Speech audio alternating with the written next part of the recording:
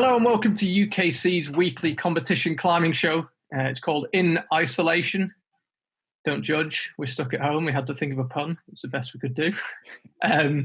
Charlie Boscoe here, joined by Mike Langley and Natalie Berry, who are also stuck at home. How's containment? What's it? Social distancing? What's it called? Whatever we're doing, how's it going? It's good. I've got a home wall, so I'm quite lucky. I can humble brag about that and try not to post about it too much. It's keeping me entertained a bit. Where are you isolated? In Glasgow, at my parents' house. So, yeah. For me, I'm just outside London, and you know what's been really fascinating about this process is how much stuff you realise you actually need to do that you never got around to actually doing because you're always going to work. Everything in the house you realise when you look properly needs doing. And the odd fingerboard session as well. Just about got enough motivation left to jump on there occasionally, but rarely, to be honest. The annual trip onto the fingerboard. Yeah. Hey, when you're this strong, you don't need a fingerboard. A comment? I can just picture you doing all the jobs you've meant to get around to, counting each grains of rice, driving your missus mad. I've only got 400 grams of rice left. That's... I bet you had to dust the beast maker off first. Yeah, no, exactly. All right, enough. So this first show, we're going to be talking about Meiringen and specifically the women's competition in 2019. We've got one of the finalists coming up. And Meiringen has become a pretty cool World Cup, actually. And it's always been, it's always funny for me to go back because it was the first place I ever did the IFSC gig. And I remember when I got the IFSC job, I'd done, I think it was 400 episodes of the Epic TV Climbing Daily, something like that, which is still going strong under the expert supervision of Matt Groom and Hugo. And I just thought, I can talk to the camera. I've interviewed Uli Steck and Chris Bonington and Honnold and piece of cake. And then I just remember the day before we had a counter with like 24 hours to live, and I was just thinking, oh my God, I'm live. Like, you can't just go, oh, sorry, Uli, just start that again. Like, you got to do it. Honestly, the night before that first broadcast in Meiringen, I didn't go to sleep. And it was just like, it was gut-churning terror.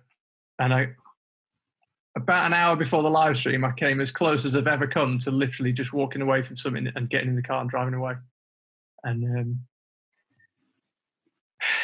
it makes me feel really uncomfortable thinking about it now. But it's always cool to go back to Meiringen because you remember it. And it was the start of the 2016 season. And that season, we had 3 of us doing the whole live stream.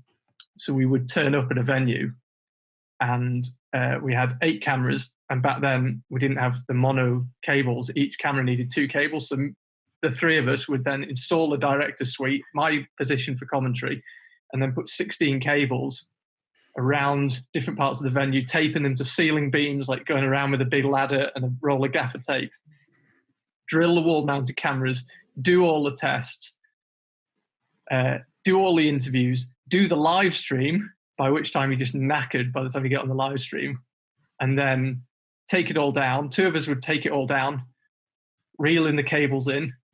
The other guy would edit the highlights. We'd pack all the boxes, voice over the highlights, put them together, upload it, take the boxes back to the hotel, get up in the morning, go to the airport, Shanghai or whatever it was, fly with these, I can't swear, these boxes, each with 2 luggage trolleys each through the airport, just the 3 of us. It was, that season was just outrageous. If we hadn't recruited 2 more people for every season since, I would have just... you would have lost your hair. Oh, it was savage. But it's always fun to go back, and it's nice now to go back and be able to enjoy it a little bit more without the sort of churning terror. Well, talking about enjoying, Charlie, 2017 was my first experience in Meiringen, and that was just after the previous Paris World Championships 2016. That we should definitely do an episode about that, because that was an incredible championships. But yeah, flying into Geneva, obviously from London, and the first experience for me was to be honest, it was quite different, I guess, for you.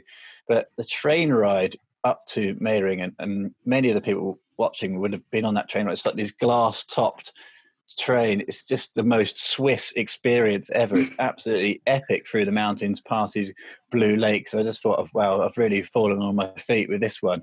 It was also the most Swiss experience ever when you pay the bill. yeah.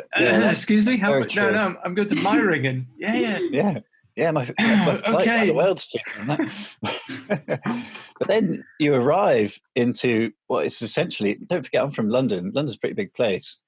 If you arrive into this tiny, like, hotels, couple of little cafes town, and walk around the corner, and obviously pretty much the whole town is full of IFSC bods and athletes, and you come up to what is just essentially, from the outside, just looks like a tennis centre. And I think, World Cup, amazing venue. You know, it's hard to gauge that from the live stream, but just essentially it's a converted tennis court, and they just do the most incredible job. And but ultimately, the one thing that I've been to Meiringen 3 times now, one thing I'll never ever forget, it will go to the grave with me, is the smell of the melted cheese as you walk through the front door. They've just got melted cheese everywhere.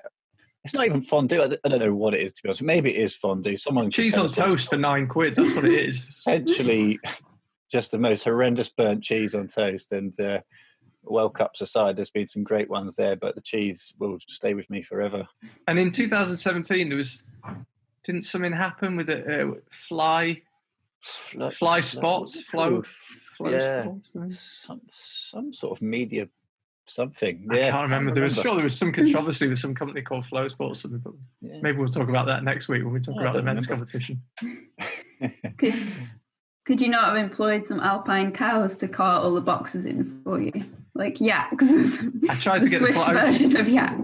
A few times we ran into the Slovenian team in airports in Asia, and I was always saying, you're more than welcome to carry a box if you want. They thought I was joking. Yeah, I mean, I've only ever watched Meiringen from home. I've never been to any of the Swiss World Cups. Like, it used to be Grindelwald, I think, before Meiringen. Yeah.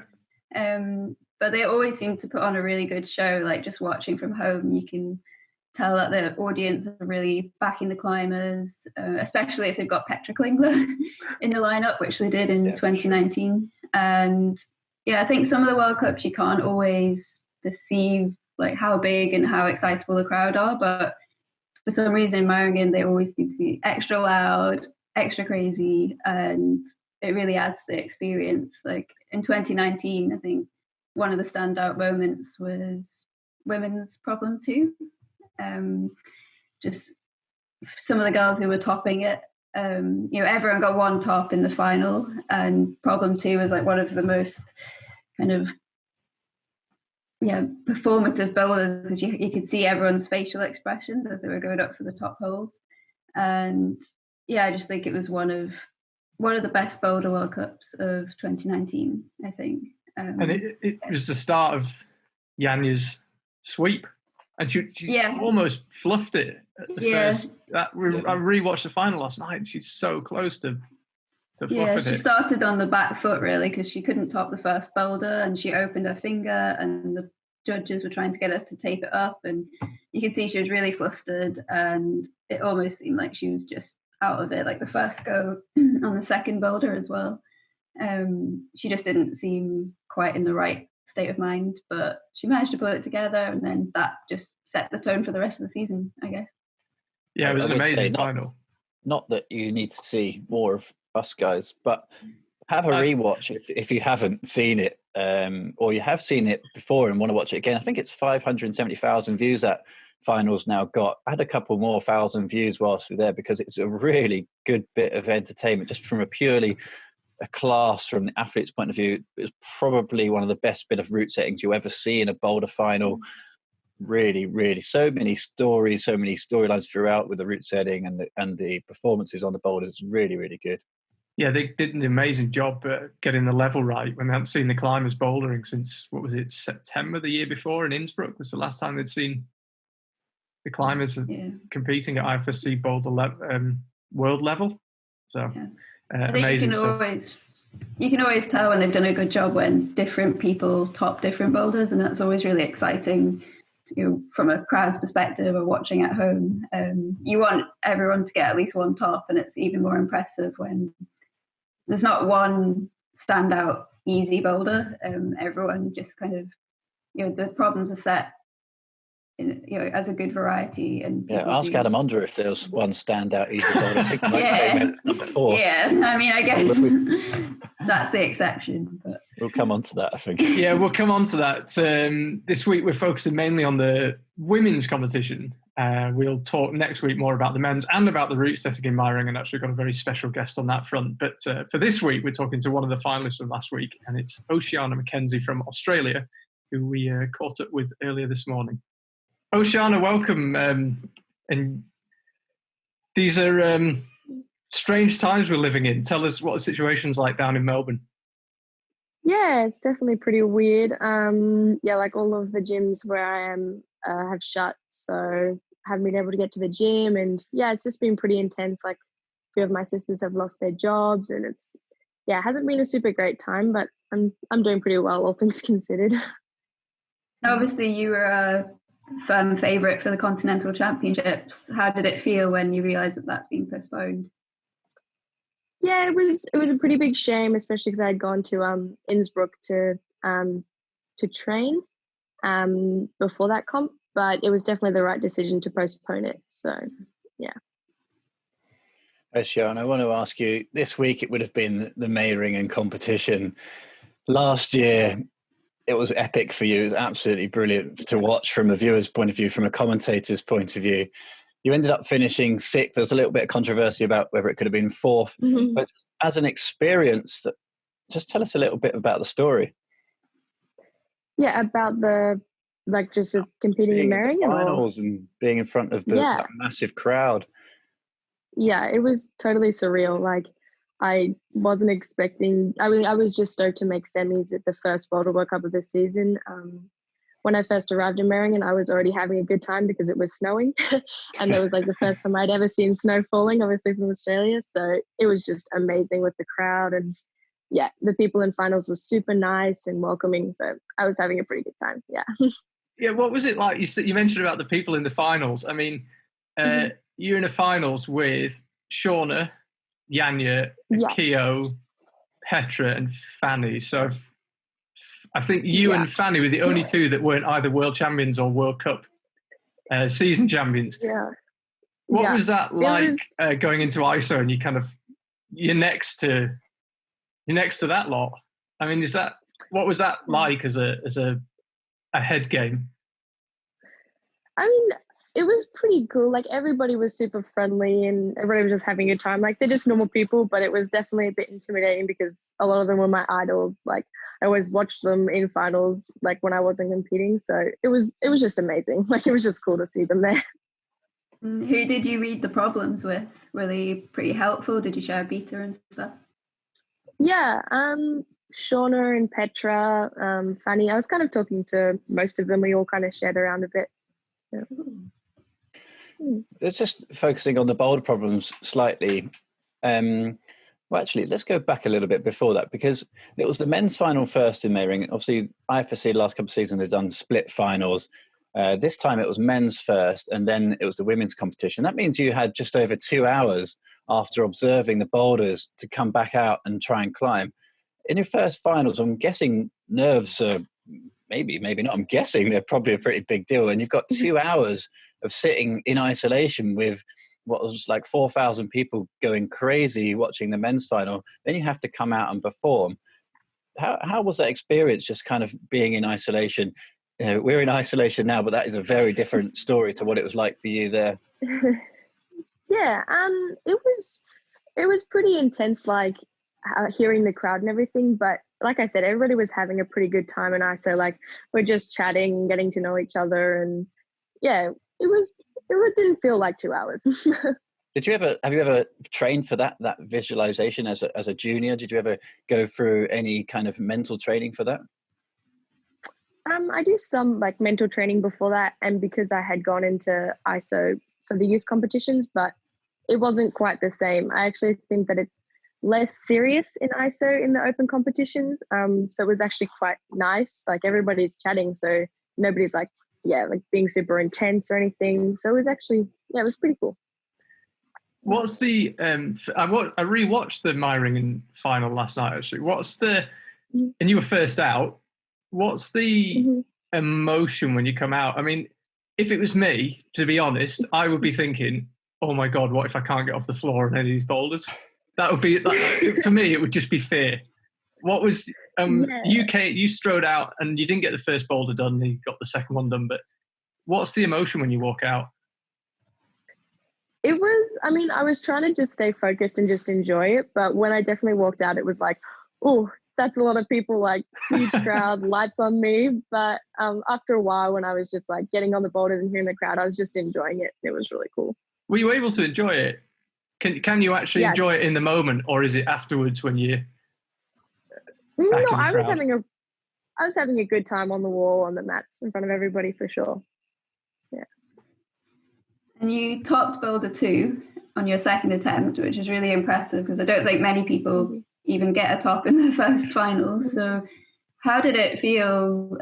Did you think it was a problem that suited you? It almost seemed like some of the more experienced climbers actually overthought it a bit and kind of maybe saw it as a run and jump, like Akio and Shauna didn't do it.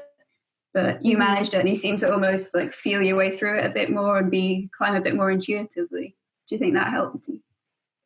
Yeah, I felt pretty relaxed on the second boulder, surprisingly. And yeah, it just seemed like really my style, quite dynamic. And at the start it was pretty slabby and it just felt pretty good. And yeah, it just felt good and I got it.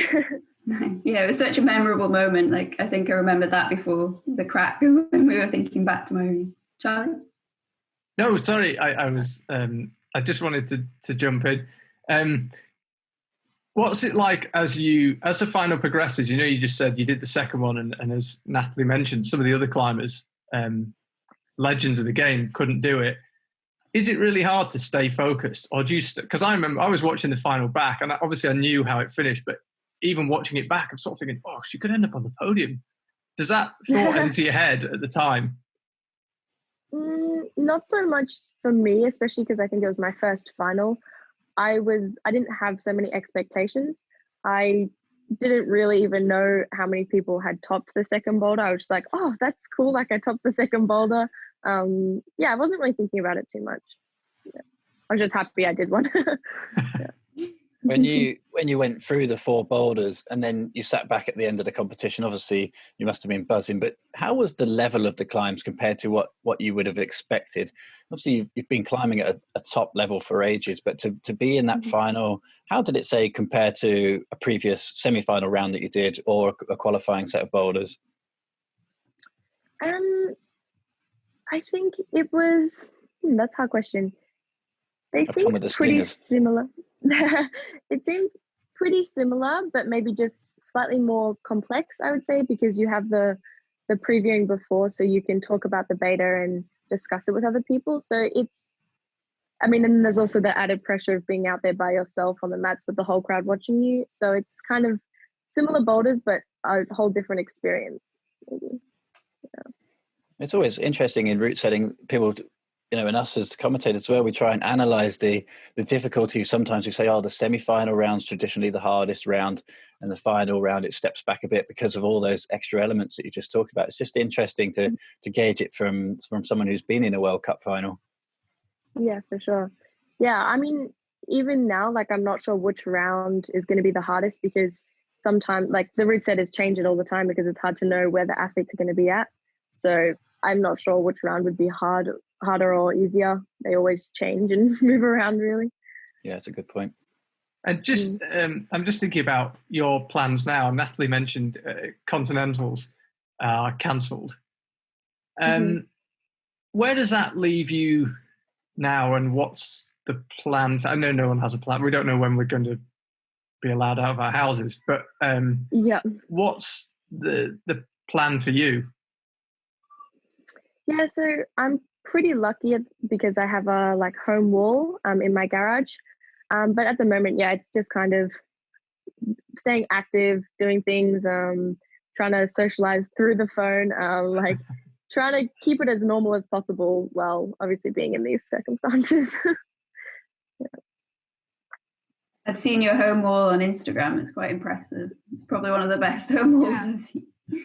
Yeah, I'm pretty lucky. It's pretty great. Have you been doing, there's so many sort of home fitness videos and training tips and challenges. Have you been doing the one-arm banana hang? Have you been eating haven't bananas? done that one yet. No, but I've done the push-up and pull-up challenge and a few other ones.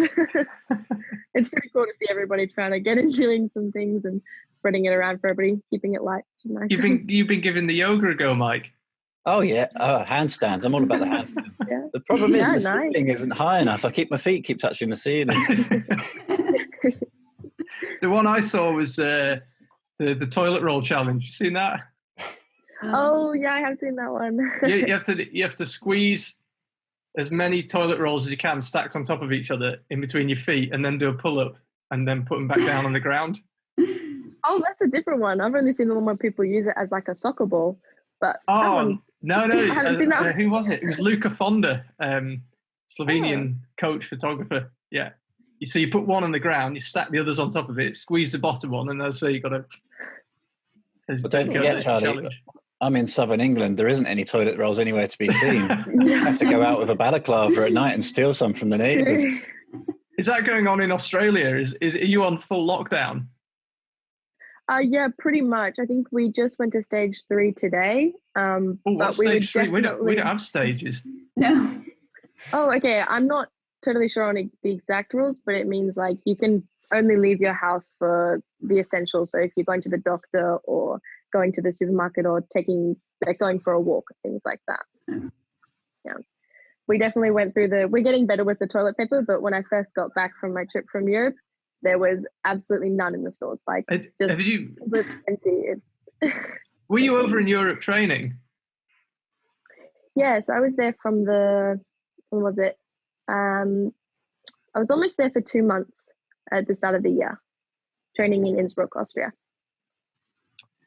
Yeah. Just to quickly, the scene in Australia, there's a whole explosion of new gyms, especially bouldering gyms, as far as I'm aware, opening up in Australia. What's it like around you for training? Yeah, it's definitely improving. Like you said, bouldering, we're getting so many gyms opening up, and they're definitely getting better with like hold selections and setting and stuff. So it's pretty cool to see them all popping up. And it seems like Melbourne's... So go on, Mike. Just on that speed climbing, how does that work for you? Yeah, I'm pretty lucky. We do have a speed wall in Victoria that I'm using, and then we also have one up in Sydney. Obviously, that was going to be used for the Continental Championships. Yeah, it seems like Melbourne's kind of become the I don't know, correct me if I'm wrong, it seems like the centre of Aussie climbing. You've got Campbell down there. Yeah. James Cassay's wall's down there, isn't it? James lives down there? Yeah. Seems like you've got a lot of strong climbers in Melbourne.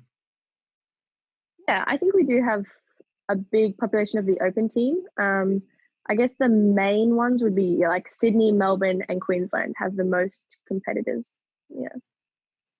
And when you did so well in Meiringen last year, how did people back home react to that? It must have been a really big thing for the Australian competition scene and for the younger climbers to see you doing so well as well. Yeah, it was pretty amazing. I had so much support after that, and like during, I could pretty much hear the cheers from Australia. Like it was amazing. Everybody was pretty stoked. Did it really alter your mindset making that final?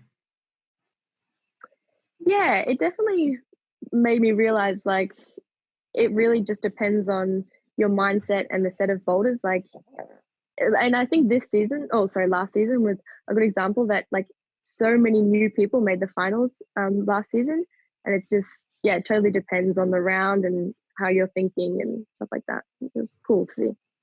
How did you feel your form was coming into this season? I know you haven't had a chance to show it. How did training go in Innsbruck? How were you feeling? Yeah, I was feeling pretty good. But I mean, it's also hard to say. Like before Meiringen, I wasn't sure how I was climbing. I was like, well, this is how we see. Like this is how I gauge myself, especially because there aren't as many strong climbers in Australia. It is hard to see where I'm at a lot of the time. So usually the World Cups are like how I see where I'm going. Is that one of the big reasons for coming to Innsbruck, that you can kind of see where everyone else is at? Yeah, it is really good to see where everybody else, how everybody else is climbing, and also like to have the combined set up so well in Innsbruck, obviously so many World Cup climbers go there, and this was actually my first time training there, and I could see why people go. Like, it's just so easy to have so many hard routes, speed in Boulder. Like, it was just amazing, and so close as well, such a small place. I also saw you go to Japan quite a bit. Is that quite, well, not practical, but it's quite a good place to go as an Australian? I guess it's slightly easier to get there. Yeah, Japan is like, for us, it's about a 10-hour flight, which is really good. And I also love Japan. Like, it's the climbing, the culture, the food, everything about it. It's by far my favorite country. I love it. Where does this leave you now then? Obviously, it's really uncertain times for everybody, not just competition climbers, but just focusing on competition climbing and the Olympics. What's your thinking? I mean, at the moment, I'm just kind of, I can't be thinking about it too much. I know that there's a whole lot more going on than just climbing. So I just have to do what I can do and control what I can control, and hope that everything